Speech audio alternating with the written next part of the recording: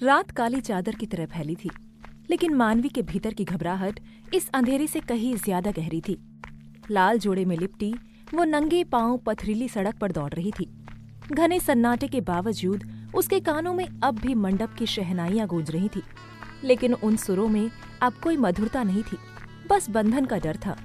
वो शादी नहीं करना चाहती थी, कम से कम उस आदमी से तो बिल्कुल नहीं जो मिर्जापुर का सबसे बड़ा गुनहगार था। हवा उसके चेहरे से टकरा रही थी, लेकिन पसीने से भीगा उसका शरीर कांप रहा था। पीछे से आती गाड़ियों के इंजन की आवाज उसके दिल की धड़कनों से तेज हो चुकी थी। भागकर कितनी दूर जाएगी दुल्हनिया? मानवी ने घबराकर तुरंत मुड़कर देखा। गाड़ियों की हेडलाइट्स अंधेरे को चीरते हुए उसकी ओर बढ़ रही थी। उसका दिल जोर जोर से धड़कने लगा। घबराहट में उसके पैरों की स्पीड और तेज हो गई, लेकिन कितनी दूर भाग सकती थी वो? पैर लहू लुहान हो चुके थे और सांस भारी होती जा रही थी। वो चाहकर भी खुद को रोक नहीं सकती थी। उसे खुद से ज्यादा अपने परिवार की चिंता थी। उसकी एक भूल उनके लिए काल बन सकती थी। लेकिन क्या उसके पास कोई और रास्ता था? वो बेमौत मरने के लिए इस दुनिया में नहीं आई थी। आगे एक संकरी गली दिखी। उसने बिना कुछ सोचे वहां छलांग लगा दी। गली तंग थी, अंधेरी थी, पर फिलहाल यही उसकी पनाह थी।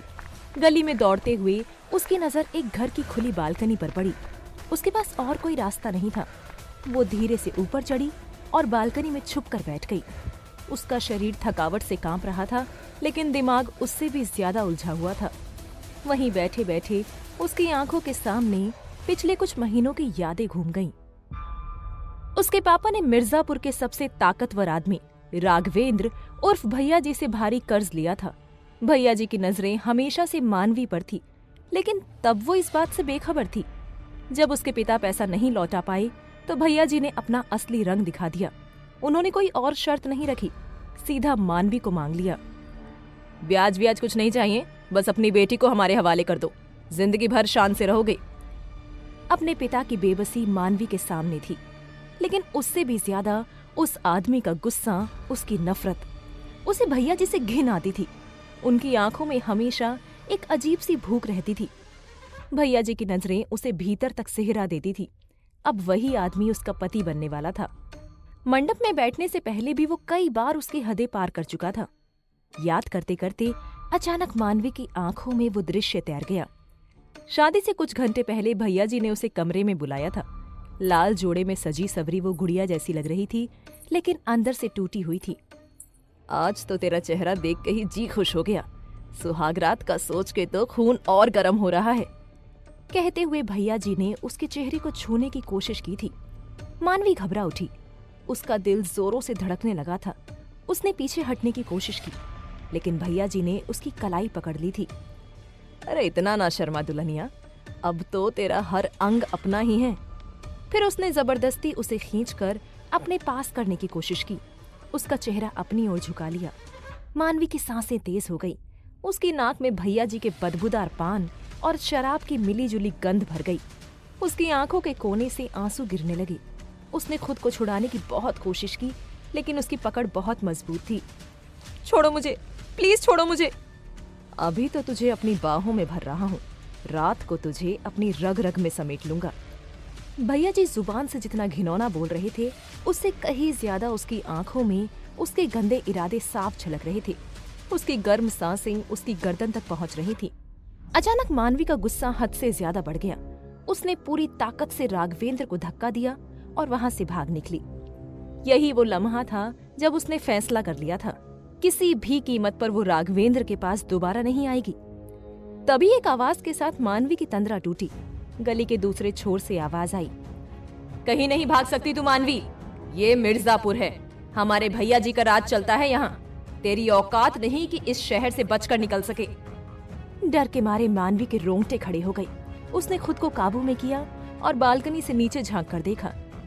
नीचे गली में कुछ परछाइयां हिल रही थी। वो लोग उसे ढूंढ रहे थे। अब उसे एक बार फिर दौड़ना था, एक बार फिर अपनी आजादी के लिए लड़ना था। उसके दिल की धड़कनें फिर तेज हो गईं। रास्ते खत्म हो रहे थे, लेकिन हिम्मत नहीं। उसने इधर उधर देखा। तभी उसे एक संकरी गली से हल्की रोशनी झांकती दिखी। वहां जाने के अलावा उसके पास कोई और चारा नहीं था। भागते भागते वो अचानक सड़क पर आ गई। सड़क पर एक कार खड़ी थी, इंजन चालू था, दरवाजा खुला हुआ था। उसकी नजर कुछ दूरी पर खड़े आदमी पर पड़ी जो फोन पर किसी से बहस कर रहा था। भैया जी, चिंता मत करिए, चारों तरफ आदमी फैला रखे हैं, वो लड़की बचकर नहीं जाने पाएगी। मानवी के चेहरे का रंग उड़ गया। उसने खुद से कहा, समझ नहीं आता कहाँ जाऊं, हर जगह ये भेड़िए घात लगाए बैठे हैं। तभी पीछे से गोलियों की आवाज गूंजी। बाइक सवार गुंडे उसकी तरफ आ रहे थे। अब सोचने का वक्त नहीं था। उसने बिना कुछ देखे सीधे कार में छलांग लगा दी। कांपते हाथों से उसने स्टीयरिंग पकड़ा और पूरी ताकत से एक्सीलेटर दबा दिया। इंजन की आवाज के साथ ही वो आदमी पलटा। उसकी आंखें हैरानी से फैल गईं। अरे कौन है, रुक! लेकिन अब मानवी के पास रुकने का वक्त नहीं था। उसने स्टीयरिंग घुमाया और पूरी रफ्तार से कार दौड़ा दी। उसके पीछे गुस्से से भरा आदमी चिल्ला रहा था, लेकिन मानवी अब सिर्फ एक ही चीज चाहती थी, आजादी। पीछे से गोलियां चल रही थी। बाइक सवार उसका पीछा कर रहे थे, लेकिन इस बार मानवी की आंखों में डर के बजाय एक नई जिद थी। अब वो सिर्फ एक भागी हुई दुल्हन नहीं थी, अब वो अपनी लड़ाई खुद लड़ सकती थी। लेकिन वो अनजान थी कि भैया जी उसे किसी भी कीमत पर छोड़ने वाले नहीं थे। वहीं मिर्जापुर के सबसे आलीशान पैलेस के एक कमरे में राघवेंद्र बौखलाया हुआ था। जैसे ही उसने सुना कि मानवी उनकी पकड़ से भाग गई है, उसने अपनी शराब का ग्लास जोर से दीवार पर दे मारा। नहीं, वो भाग नहीं सकती।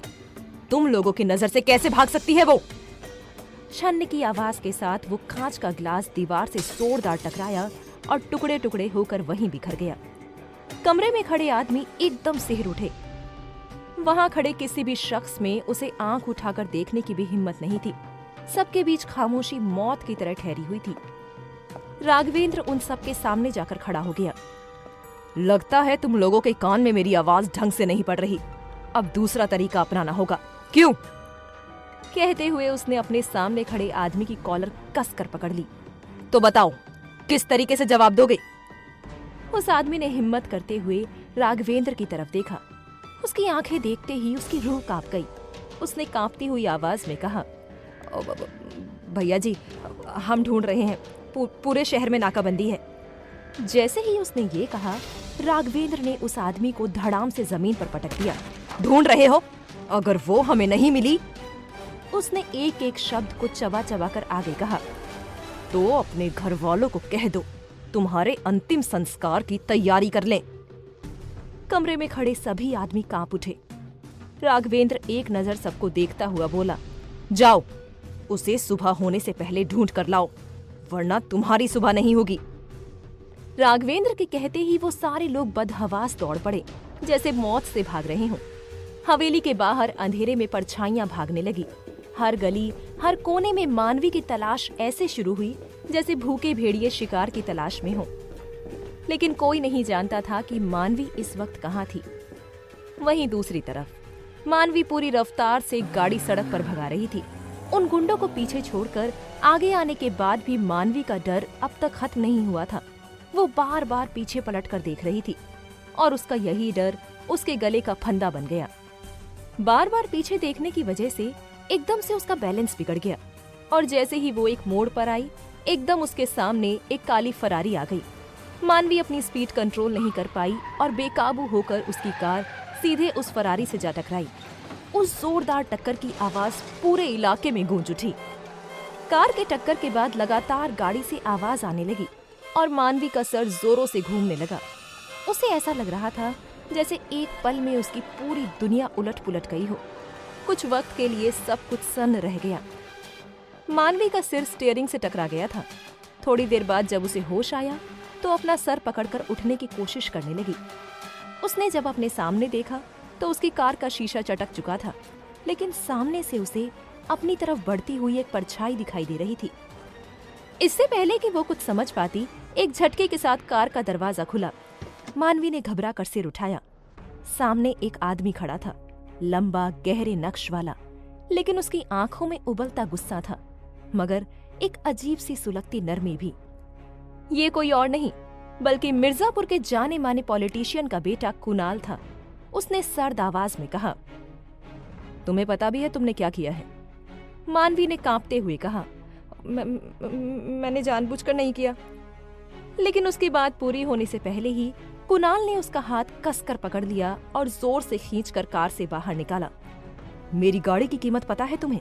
अपनी पूरी जिंदगी भी मुझे दे दोगी ना, तब भी इसकी कीमत नहीं भर सकती।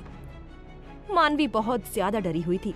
उसे समझ नहीं आ रहा था कि वो इस आदमी को कैसे समझाए कि उसके पीछे गुंडे पड़े हुए हैं। उसने फिर भी अपना हाथ छुड़ाने की कोशिश करते हुए कहा, देखिए, मेरे पीछे गुंडे पड़े हैं, इस वक्त मुझे जाने दीजिए, वरना वो कभी भी आकर मुझे। बेवकूफ किसी और को बनाना, मुझे नहीं। कहते हुए कुणाल उसकी तरफ झुक गया और उसकी आंखों में आंख डालकर देखने लगा। लेकिन उसकी गर्म सांसें अब मानवी के चेहरे से बस कुछ ही इंच की दूरी पर थी। अब तो तुम तब तक नहीं जा सकती जब तक मेरे पूरे पैसे नहीं भर देती। वो बोल तो रहा था, लेकिन उसकी आंखों से झलकती सादगी ने मानवी के दिल की धड़कनों को पल भर के लिए भटका दिया था। तभी कुणाल ने धीमे मगर सख्त लहजे में कहा, तुम्हें नहीं पता कि तुमने किससे टक्कर ली है। मानवी ने गहरी सांस भरी, पूरी ताकत से खुद को छुड़ाते हुए कहा, मुझे माफ करना, अगर कभी मौका मिला तो तुम्हारी गाड़ी के नुकसान की भरपाई जरूर करूंगी, लेकिन आज नहीं। वो अपनी पूरी ताकत से कुणाल को धक्का देकर भागने वाली थी, लेकिन अगले ही पल कुणाल ने बिजली की तेजी से उसका हाथ पकड़ लिया और अपनी तरफ खींच लिया। मानवी सीधा कुणाल की बाहों में आ गिरी। उसकी सांसें तेज हो गई। उनके चेहरे इतने करीब थे कि दोनों की सांसें आपस में उलझने लगी। लेकिन अगले ही पल कुणाल की आंखों में खून तैर गया। पागल समझ रखा है? क्या सोचा था इतनी आसानी से भाग जाओगी? मानवी इससे पहले कि कुछ कह पाती, तभी एक तेज रोशनी दूर से नजदीक आती दिखी। उस कार को देखते ही मानवी का डर हावी होने लगा। उसने कुणाल से रिक्वेस्ट करते हुए कहा, प्लीज मुझे जाने दीजिए, वो लोग आ गए, मुझे उस दरिंदे के पास वापस ले जाएंगे। लेकिन कुणाल उसका हाथ छोड़ने का नाम नहीं ले रहा था। तुम्हारी ये नौटंकी मेरे सामने नहीं चलेगी, या तो पैसे भरो या फिर मेरे साथ चलो। इससे पहले वो अपनी बात पूरी कर पाता, मानवी ने पूरी ताकत से कुणाल को धक्का दिया और वहां से भाग उठी। तभी सामने आ रही कार की तेज रोशनी एकदम से मानवी की आंखों में चमकी। उसने तुरंत एक हाथ से अपनी आंखें ढक ली और इसी के साथ एक जोर से चीखने की आवाज गूंज उठी। आखिर क्या हुआ था मानवी के साथ? क्या वो राघवेंद्र से बचकर भाग पाएगी? क्या कुणाल उसे आसानी से जाने देगा? आखिर कौन लिखा है मानवी के भाग्य में, राघवेंद्र या कुणाल? जानने के लिए सुनिए सिर्फ और सिर्फ प्रतिलिपि FM पर।